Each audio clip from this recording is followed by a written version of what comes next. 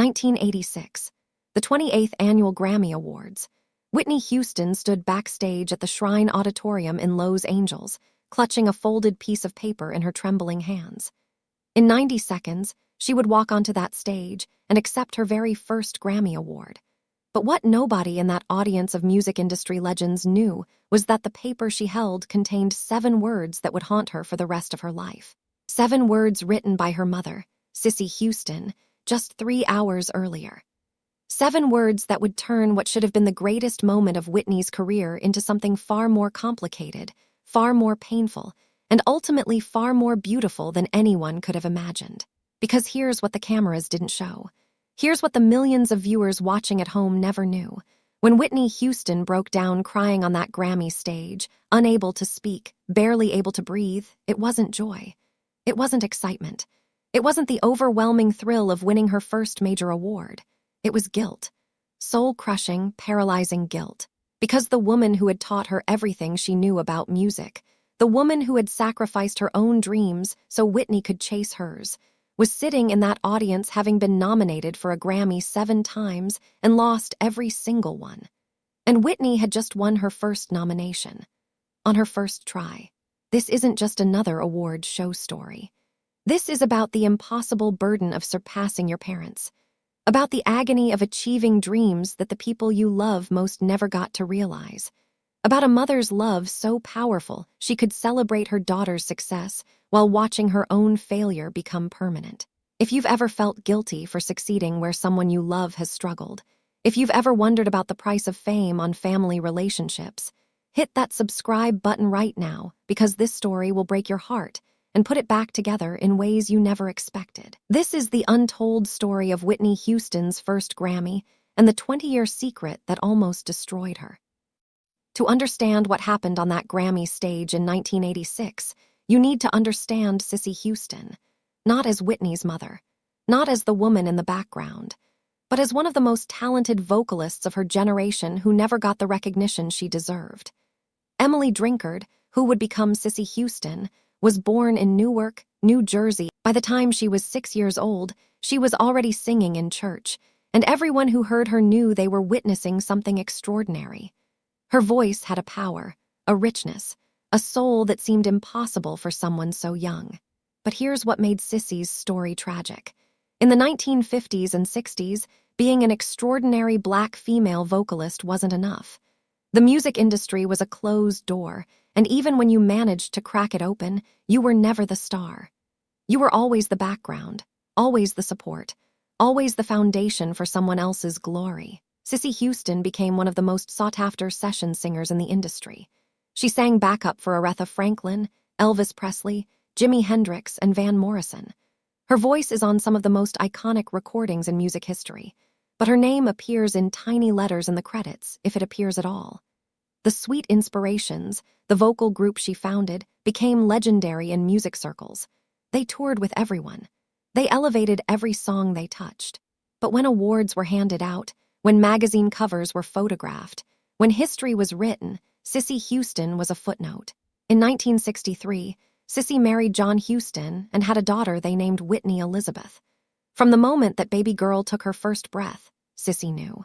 She knew because she would hold Whitney while she practiced her scales, and the baby would try to match the notes. She knew because at 18 months old, Whitney would stand in her crib and sing along to the gospel records Cissy played. She knew because when Whitney was 4 years old and sang in church for the first time, the entire congregation went silent, then erupted in tears. Cissy Houston saw in her daughter something she had never seen in herself. Not just talent, not just potential, but the possibility of breaking through, of becoming the star that Cissy had only been allowed to support. And with that recognition came a decision that would shape both their lives forever. Cissy would make sure Whitney had every opportunity she had been denied.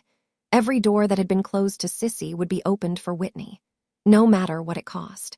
Here's something most people don't know. When Whitney was 14 years old, Aretha Franklin attended one of Cissy's performances at a small club in Newark. Cissy brought Whitney on stage to sing one song, just one.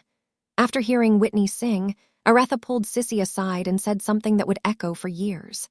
"Cissy, your daughter has a gift that comes along once in a generation, but I'm telling you this because I love you. When she becomes bigger than you, and she will, it's going to hurt in ways you can't imagine. Decide now if you can handle that." By the time Whitney was 19, she had signed with Arista Records under the legendary Clive Davis. Her debut album was released in February 1985, and it didn't just succeed. It exploded. Within months, Whitney Houston wasn't just a rising star. She was a phenomenon. Her voice was being compared to the greatest vocalists in history. Her face was on magazine covers worldwide. And the song, "Saving All My Love for You," became one of the biggest hits of the year. But while Whitney's career was ascending like a rocket, Cissy Houston was facing a harsh reality. In 1985, the same year Whitney's album went triple platinum, Cissy released her own album. It received critical acclaim. Music industry insiders called it one of the best gospel albums of the decade. Cissy was nominated for her 7th Grammy Award, this time for Best Traditional Gospel Performance. Surely this time would be different. Surely after 7 nominations, after decades of contributing to music history, the Recording Academy would finally recognize her. December 1985. Grammy nominations were announced. Whitney Houston received 3 nominations for her debut album: Best Pop Vocal Performance, Female for "Saving All My Love for You", Best Rhythm and Blues Song for "You Give Good Love", and Album of the Year, 3 nominations, on her first album, at 22 years old. Cissy Houston was also nominated, as she had been 6 times before, for Best Traditional Gospel Performance. What happened next in the Houston household was something Cissy later described as the most difficult period of our relationship. Whitney was ecstatic about her nominations. She called her mother immediately, expecting to share the joy. But when Cissy answered the phone, there was something in her voice. A hesitation, a wait. "Mama, did you hear?" 3 nominations, Whitney said, her voice full of excitement. There was a pause. Then Cissy said, "I heard, baby, I'm so proud of you." But Whitney knew her mother well enough to hear what wasn't being said. That night, Whitney couldn't sleep. She lay in her bed in her new Los Angeles apartment, the one success had bought her, and felt something she had never experienced before. The joy of her nominations was being poisoned by something she couldn't name. It wasn't until years later that she would be able to put words to it. Survivor's guilt. The agony of succeeding where someone you love has failed. The impossible question: how do you celebrate your victories when they highlight someone else's defeats? In the weeks leading up to the Grammy ceremony, the tension between Whitney and Cissy grew. Not through arguments, not through confrontation, but through careful, painful avoidance. Phone calls became shorter. Conversations stayed surface level. Cissy was genuinely happy for her daughter, but that happiness was tangled up with grief for her own unrecognized career and fear of being forgotten entirely as Whitney's star continued to rise. February 25, 1986. Grammy Day. Whitney woke up at 6 in the morning in her hotel room in Los Angeles. She had barely slept. Her dress was hanging in the closet, a stunning white gown that made her look like an angel. Her hair and makeup team would arrive in 3 hours, but all she could think about was her mother. Cissy had flown in from New Jersey the day before, and they had barely spoken. Just polite small talk, surface-level pleasantries. The elephant in the room, growing larger with every passing hour. At 11 in the morning, there was a knock on Whitney's hotel room door. It was a hotel employee delivering an envelope. Whitney's name was written on it in her mother's unmistakable handwriting. Inside was a single piece of paper, folded once. Whitney sat on the edge of her bed and unfolded it with trembling hands. The letter was short. Just 2 paragraphs, but every word carried the weight of years of complicated love, sacrifice, and pain. The Shrine Auditorium was packed with music royalty. Stevie Wonder, Lionel Richie, Tina Turner, Prince. Everyone who was anyone in music was there. Whitney arrived with her mother, both of them smiling for the cameras, both of them carrying secrets. Cissy Houston was wearing a beautiful blue dress, and she held her daughter's hand as they walked the red carpet. But if you looked closely at the photographs from that night, you could see something in their eyes. A sadness beneath the smiles. A knowledge of what was about to unfold. The ceremony progressed through the early categories. Each time Whitney's category was announced, her heart would race. Each time it passed, she felt both relief and disappointment. Cissy's category, Best Traditional Gospel Performance, was scheduled before Whitney's main category, Best Pop Vocal Performance, Female. When the presenter opened the envelope for Cissy's category and announced someone else's name, Whitney watched her mother's face. Cissy smiled. She applauded. She showed no pain. But Whitney saw her mother's hand tighten on her purse. saw her jaw clench for just a moment before relaxing into that practiced smile. 7 nominations, 7 losses. For anyone else, this might have been just another disappointment. But for Cissy Houston, sitting there watching her daughter about to win on her first try, it felt like a door closing forever. Not with a slam, but with a quiet, final click. When Phil Collins opened the envelope for Best Pop Vocal Performance Female, he smiled before he even said the name. And the Grammy goes to Whitney Houston, Saving All My Love for You. The audience erupted. Whitney's face went through a series of expressions in rapid succession. Shock, joy, and then, as she glanced at her mother, something that looked like pain. Cissy was on her feet immediately, applauding loudly, tears streaming down her face. But they weren't tears of pure joy. They were complicated tears. Pride mixed with grief, love mixed with loss, celebration mixed with mourning. Whitney stood up slowly. She hugged Cissy, and for a moment they held each other tighter than necessary.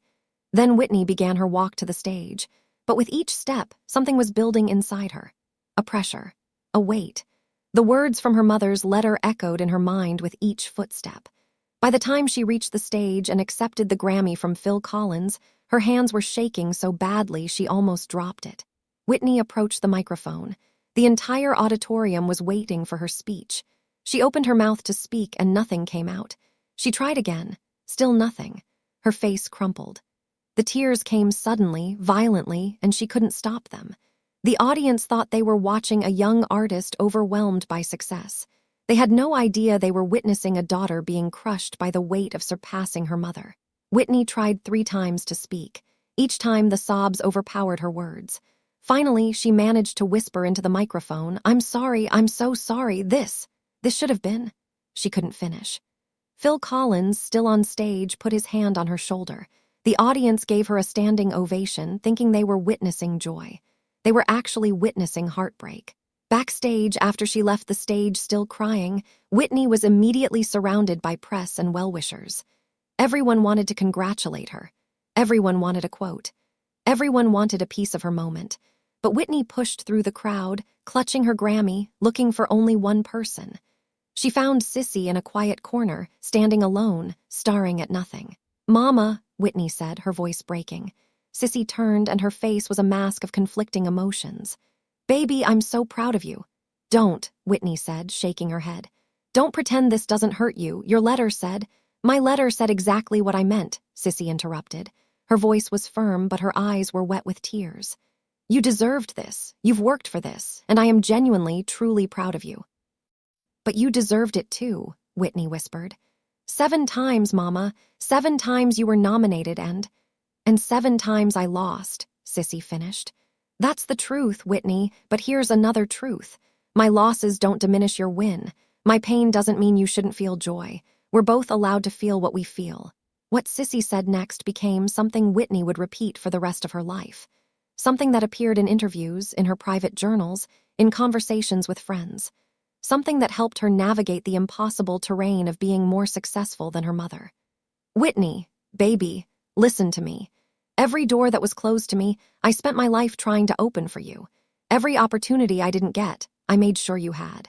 My job wasn't to be the star. My job was to make sure you could be, and I succeeded. Your success is my success. Your Grammy belongs to both of us." Years later, after Cissy gave her permission, Whitney shared what her mother's letter had said that morning. The words that had been echoing in her mind all day. The 7 words that had made her break down on stage. "Tonight you'll win what I never could." The letter had continued. "And that's exactly how it should be. I didn't raise you to fail where I failed. I raised you to succeed where I couldn't. When you stand on that stage tonight, you're not leaving me behind. You're taking me with you. Every note I taught you, every lesson I gave you, every sacrifice I made, it's all in your voice. So when they hand you that Grammy, know that it belongs to both of us. And I'll be in that audience, the proudest mother who ever lived." The relationship between Whitney Houston and Cissy Houston after that Grammy night was transformed. Not fixed, because some things don't get fixed. They get rebuilt into something different, something stronger. Whitney made sure that whenever she gave interviews about her success, she talked about her mother, not as a footnote, not as background, but as the foundation of everything she had achieved. 3 years later, in 1989, Cissy Houston was nominated again. this time for Best Traditional Gospel Performance for her album, He Leadeth Me. When her name was announced as the winner, Whitney was in the audience. The cameras caught her reaction. Pure, uncomplicated joy, screaming, jumping, crying. When Cissy reached the microphone, she was composed in a way Whitney had not been. She thanked God. She thanked her family. And then she said something that brought down the house. I want to thank my daughter Whitney for showing me that Houstons don't give up, even when it takes 8 tries. But the 3 years between Whitney's first Grammy and Cissy's 8th nomination weren't easy. They were marked by moments of tension, healing, and gradual understanding. In 1987, Whitney's second album shattered records. It debuted at #1 on the Billboard 200, making her the first female artist to achieve that feat. 7 singles from that album reached #1. Whitney was becoming not just successful, but historically significant. And with each milestone, the gap between her achievements and her mother's unfulfilled potential seemed to widen. During this period, Whitney started therapy. She never publicly discussed this until much later in life, but her therapist helped her understand something crucial. Her mother's lack of recognition wasn't Whitney's burden to carry. Cissy had made her choices willingly, with full knowledge and acceptance of what she was sacrificing. The guilt Whitney felt, while natural, was actually diminishing the gift her mother had given her. My therapist asked me, Whitney later recalled, if my mother's sacrifices would mean more if I succeeded or if I failed. When I realized the answer was obvious, it changed everything. Whitney began having different conversations with Cissy. Not careful, walking on eggshells conversations, but honest ones. They talked about resentment, about envy, about the complicated feelings that exist even in the most loving relationships. Cissy admitted there were nights she lay awake wrestling with jealousy. Nights she wondered what her career might have been if she'd been born in a different era, with different opportunities. But she also told Whitney something profound. The difference between jealousy and pride is choice, Cissy said. Every morning, I have to choose to be proud of you instead of envious. Some mornings it's harder than others, but I always make that choice because that's what love is. It's choosing your child's happiness over your own pain. In a 1993 interview with Oprah Winfrey, Whitney talked about that first Grammy for the first time with real honesty. I think I was crying for both of us that night, she said. For me, because I was so happy. And for my mother, because I knew what she had sacrificed. I knew what she had given up. And I knew that no matter how many awards I won, I could never give back what she had lost for me. Oprah pushed deeper, asking Whitney if she ever wished she could go back and change things. Give her mother the recognition she deserved. Whitney's answer revealed the depth of her understanding. You can't rewrite history, she said. And honestly, I don't think Mama would want me to. Because her story, as painful as it is, created my story. The doors that were closed to her made her determined to open them for me. If things had been different for her, maybe they would have been different for me too. Maybe I wouldn't be sitting here. And I think Mama understands that better than anyone. What Whitney didn't say in that interview, but what many in the music industry knew, was that Cissy Houston had been offered opportunities over the years. Record deals that would have put her in the spotlight. Solo tour. A chance to step out from the background. But she had turned them down, time and again, because accepting them would have meant spending less time training Whitney, less time preparing her daughter for the spotlight Cissy herself had declined. This wasn't sacrifice by circumstance. This was sacrifice by choice. Deliberate, conscious, and complete. And that made it both more beautiful and more painful. The story of Cissy and Whitney Houston resonated with so many people because it touched on something universal. How many parents watch their children surpass them professionally? How many mothers see their daughters achieve the careers they once dreamed of? How many fathers watch their sons reach heights they themselves never attained? And how many of those parents wrestle with the complicated cocktail of pride and pain that comes with that reality? The Houstons simply lived out this universal struggle on the world's biggest stage, with cameras documenting every moment. The truth about Whitney Houston's first Grammy is more complex than the cameras showed. It was triumph and tragedy, joy and guilt, success and sacrifice. It was the moment a daughter realized she had surpassed her mother. And it was the moment a mother proved that real love means celebrating your child's victories even when they highlight your own defeats. Cissy Houston never won another Grammy after 1989, but she didn't need to. Because every Grammy Whitney won, every stage Whitney commanded, every note Whitney sang carried Cissy's legacy forward. When Whitney Houston died in 2012, Cissy was asked in an interview what her proudest moment as a mother was. Everyone expected her to talk about Whitney's record-breaking albums, her incredible voice, her global impact. Instead, Cissy talked about that 1986 Grammy ceremony. "That was the night I knew I had raised her right," Cissy said. "Not because she won, but because she understood what it cost. She felt the weight of it, and she carried it with grace. That's when I knew that despite all the fame, despite all the success, she was still the girl I raised. Still the daughter who understood that family matters more than trophies." This story isn't really about the Grammys. It's not about awards or recognition. It's about the complicated beauty of watching your children surpass you, about the bittersweet joy of giving someone opportunities you never had, about the impossible task of celebrating your victories while honoring someone else's sacrifices. Cissy Houston spent her life in the background so her daughter could shine in the spotlight. And Whitney Houston spent her career making sure that sacrifice was never forgotten. The 1986 Grammy for Best Pop Vocal Performance sits in a display case that once belonged to Cissy Houston. Whitney kept it there, in her mother's house, until the day she died. When asked why she didn't keep her first Grammy in her own home, Whitney said, "Because that Grammy doesn't belong to me. It belongs to the woman who taught me how to sing. The woman who gave up her dreams so I could chase mine. The woman who loved me enough to celebrate my success even when it hurt." That's the real story of Whitney Houston's first Grammy. Not a moment of pure triumph, but something more valuable. A moment of understanding, of recognition, of a daughter and mother navigating the impossible terrain of love, sacrifice, and success. If this story touched your heart, if it made you think about the people who sacrificed for your success, share it with someone who needs to hear it. Hit that like button and subscribe, because we have more stories that reveal the beautiful, complicated truth behind music's greatest moments.